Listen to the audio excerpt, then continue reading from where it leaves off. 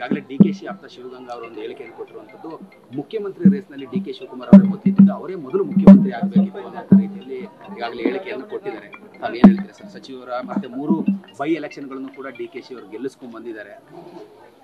ನೋಡಿ, ಕಾಂಗ್ರೆಸ್ ಒಂದು ರೀತಿ ಒಡೆದ ಮನೆ ಆಗಿದೆ. ಬೀದಿಯಲ್ಲೆಲ್ಲ ಮಾತಾಡ್ತಾರೆ ಮಂತ್ರಿಗಳೆಲ್ಲ, ಯಾವನ್ರ ಡಿ ಕೆ ಶಿವಕುಮಾರ್ ಆಸ್ತಿ ಕೇಳಿದ್ದೀರಾ ನಾವು ಅಂತ ರಾಜ್ಯದ ಅಧ್ಯಕ್ಷರಿಗೆ ಆವಾಜ್ ಆಗ್ತಾ ಇದ್ದಾರೆ.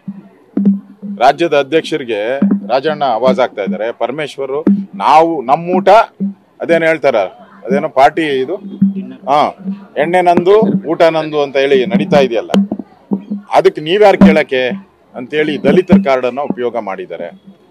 ಅಂದ್ರೆ ಈ ಕಾಂಗ್ರೆಸ್ ಅಲ್ಲಿ ಇವತ್ತು ಸಿದ್ದರಾಮಯ್ಯನವರು 2.5 ವರ್ಷ ಅಂತ ತೀರ್ಮಾನ ಆಗಿರುವಂಥದ್ದು ಈಗ ಜಗಜ್ಜಾಹಿರಾತ ಎಲ್ಲ ಮಾಧ್ಯಮದಲ್ಲೂ ಕೂಡ ಬಂದಿದೆ. ಈಗ ಡಿ ಕೆ ಶಿವಕುಮಾರ್ ಮೊನ್ನೆ ಅಸೆಂಬ್ಲಿಯಲ್ಲಿ ಒದ್ದು ಕಿತ್ಕೊಂತೀನಿ ಅಂತ ಹೇಳಿದ್ದಾರೆ. ಆ ಒದ್ದು ಕಿತ್ಕೊಂತೀನಿ ಅನ್ನೋದಕ್ಕೆ ಈಗ ಡಿ ಕೆ ಶಿವಕುಮಾರ್ಗೆ ಪನಿಷ್ಮೆಂಟ್ ಕೊಡ್ತಾ ಇದ್ದಾರೆ ಕಾಂಗ್ರೆಸ್.